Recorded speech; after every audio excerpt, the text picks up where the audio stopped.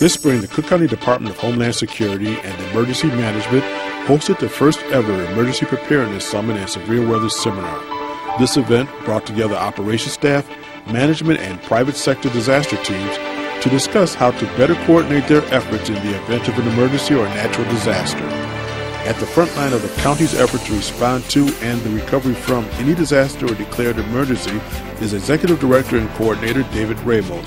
He explains his department's role in this endeavor. One of my responsibilities is to work with first responders. I oversee 128 municipalities and 30 townships when it comes to emergencies, man-made or natural disasters. All emergencies are local. They begin locally, and of course it's when the local municipality, the emergency is too significant that they call upon the county. We would get a call at our Office of Emergency Management, and at that time is that we coordinate our efforts to assist the residents in Cook County. Community preparedness was the goal of the summit, and Cook County Board President Todd H. Strozier talks about the importance of communication between the 128 municipalities here in Cook County. You are not sure when things are going to happen, so you need to talk to make sure that your communications lines are intact. And we find that that is always the first thing that goes, is the ability to communicate among each other. Or we hope, as we don't need it, but we hope that that if something does happen, that we are ready and prepared, and that all the communities will be prepared with us. But in my brief time as Cook County Board President, we have had some severe weather incidents. A lot of flooding, dealing with plane crashes. And I think that our department has done a good job of working with the local communities. And as we go on, we seem to find that we're having more severe weather, and we're lucky enough to get more money from the U.S. government, and we'll be able to work even more with our municipalities. I tell people when I go out that county government is misunderstood. We don't make the rules. We follow the rules. The state tells us what to do, and we go out and do it. And then occasionally, the federal government will give us money, and we'll work with that money to work with the communities. But really, we're just like the grandpa that's working with 129 municipalities. So, in a sense, all the municipalities are our children. We have to take care of our children, make sure that they get what they need. And when we don't do that, we're not doing our job. So as you do your job and you directly deal with the public, it's our job just to make sure that we help and support you. And we realize that, and we know that we're not truly the conductors of the train.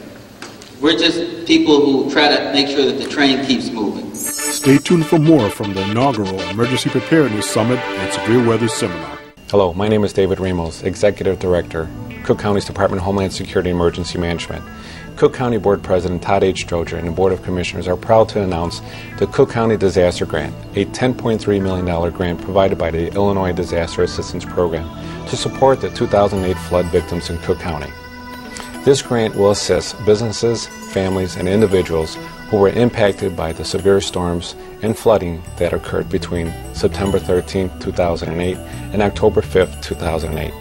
This grant came in response to the overwhelming need that other helpful social programs could not address. If you feel you are eligible for assistance or need further information, please go to the Cook County Disaster Grants website at www.cookcountydisastergrant.org or call the hotline at 312-603-7600.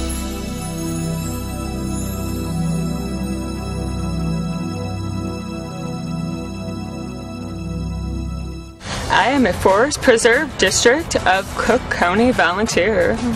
I volunteer to keep our forests healthy. I volunteer to protect open spaces. Soy voluntario para proteger la vida silvestre. We volunteer for them, so they'll love nature.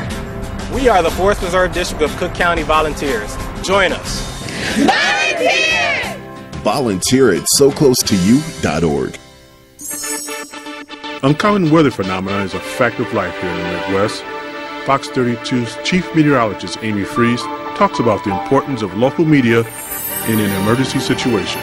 We are always looking at the weather and different severe weather situations, and it's our job really to contact the public and let them know the information as quickly as possible. So whether we're getting it from Cook County, from emergency responders, from the National Weather Service, we have to pass along the information and say, here's what you need to do next, here's when everything's going to be safe. We have to give them the information so that they can take some action. So our involvement here at Fox Chicago in being a part of this weather summit and this severe weather awareness summit, if you will, is basically just to offer that other piece of the puzzle. We've got all these people working for us in a public safety vein, in a public safety manner, but people need to get the information. They can be out there doing their jobs. We have to disseminate the information, so people really need to know what to do. And that's the role of the media, is to make sure everybody's on the same page, to keep those lines of communication open so that we can all stay safe.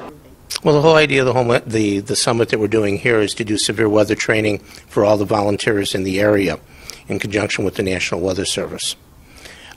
Basically, disasters start out on the local level and then they escalate to a county level, which is why we work very closely with Dave Ramos and the Cook County Homeland Security Emergency Management Agency. This allows us for all the communities to train together so that when we're needed in a disaster, we can work together and already are familiar with one another. In Melrose Park, we have our Public Safety Homeland Security.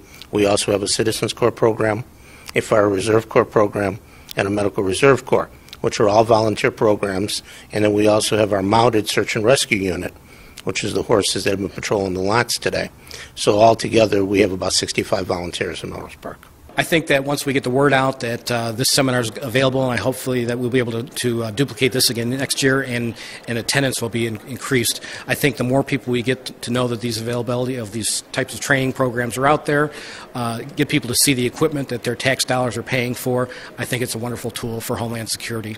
And one piece of what we do is accident scene work, where EMS has responded to the scene of like a train accident or a bus accident, a car accident, where you have a patient that needs to be at a trauma facility, a level 1 trauma center, quickly. And most of you who are in EMS know what systems you're working with, whether you're part of Loyola's system, you're part of St. Francis system, or a different EMS system. What I encourage you is to collaborate with your EMS system and look through your protocols about protocols for calling for an air ambulance. When and why do you want to fly a patient? It's really about getting to the hospital quickly. And sometimes the quickest way is in the back of the ambulance you already have on scene, and sometimes the quickest way is in a helicopter. When you make that decision to do that, we are, any helicopter, regardless of who you call, is flying at about 2 miles in 1 minute. So when you're figuring out time from where you're at and where you're going to, if you've got a 20-mile distance to your local trauma center, it's going to be about a 10-minute flight. And then it's figuring the time from the accident scene where you're at to where that helicopter's responding. So again, we have our services based out of DuPage Airport. So if you were in West Chicago and you called, or our time to get you is really quick. We're just a few minutes off the pad. Usually it takes us between 8 and 10 minutes to get off the ground once we've gotten the dispatch, and we'll fly to a location that you specify. If you have a GPS unit, that's great. If you don't, that's fine too. What we're looking for are cross streets, major intersection, and what we're looking for a landing zone is 100 feet by 100 feet, free of obstacles and debris. By obstacles and debris, anything that can be loose and blowing around, plywood, foam, tarps, anything like that. And that area is secure from the time you request for the dispatch till 2 minutes after we leave. Because we want to be able to come back after we leave. If there's a problem, our closest landing zone is going to be the one you set up. There's a lot of safety concerns with using a helicopter. You might remember in 2008 we had the unfortunate accident in Aurora. That was another program, Air Angels, and on board that that helicopter, even though they were our competition, because these are private entities, they were our friends. They were our cohorts, our professional, collaborators. We worked with them on accident scenes and safety issues, and it was a very, very unfortunate thing. So the IACT Association has been around for quite some time now, and its big focus is safety, and safety with all helicopters. They have on their website a listing of all your air ambulance resources in the entire state, both rotor wing, a helicopter, and fixed wing, because there are a couple plane services as well. For accident scene response, though, you'd be using helicopters. A little bit of reasons why to fly a patient. We talked about distance over time is our big one. The big reason to call us is for speed. The other is a bit of experience as well. Our crews and crews on air ambulances in general are either typically a paramedic with very specialized training and a nurse with specialized training, or a physician and nurse. Typically our staff members for AirMed 1 have 3 to 5 years combination of EMS and 911 and critical care experience. We also do extensive amount of airway skills labs. We use glide scope and different types of tools for intubation, the ability to run various types of mechanical ventilation settings, IV drugs that are a little unique to our environment, and some different medications that allow us some ease in protecting that airway. Another reason to call 911, for calling AirMed 1 would be for, as I said, those critical care patients that are coming from a hospital. A lot of times, if you look at your closest hospital and your closest trauma center, you'd think to take that patient to the closest hospital, and that's fine. That's really, again, it comes down to collaborating with your EMS region. I don't want to get in the position to start to tell you, no, you're always going to call a helicopter, you're always going to call a helicopter. I think the most important thing is to do it in a coordinated fashion through your EMS system. Because oftentimes, protocols are to, if there is an airway issue, say with a patient that's having difficulty breathing, you're not able to get that advanced airway in, you're going to transport to the closest hospital, and then that patient is then flown or transported by ground to the receiving trauma hospital that's needed.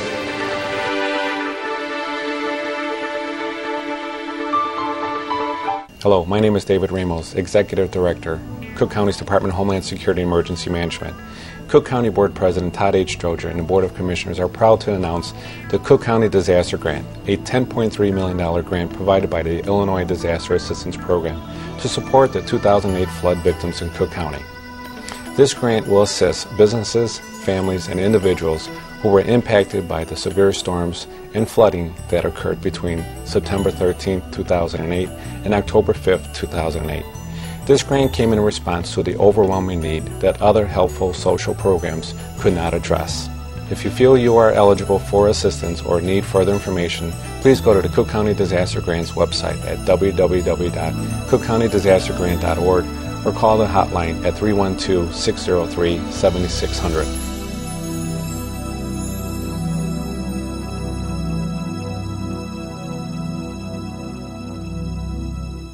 The Forest Preserve District of Cook County's 6 nature centers play host to more than 1 million visitors per year. These centers highlight the natural diversity of the Chicago region. Learn more about our oak and maple forest at River Trail Nature Center in Northbrook. We invite you to discover the oak and hickory savanna at Crabtree Nature Center in Barrington. Play amongst our prairies and sand dunes at Sand Ridge Nature Center in South Holland. Explore the moraine hills surrounding our Little Red Schoolhouse Nature Center in Willow Springs. Perhaps you'd like to take a hike through the only rock canyon in Cook County at Camp Sagawau Environmental Education.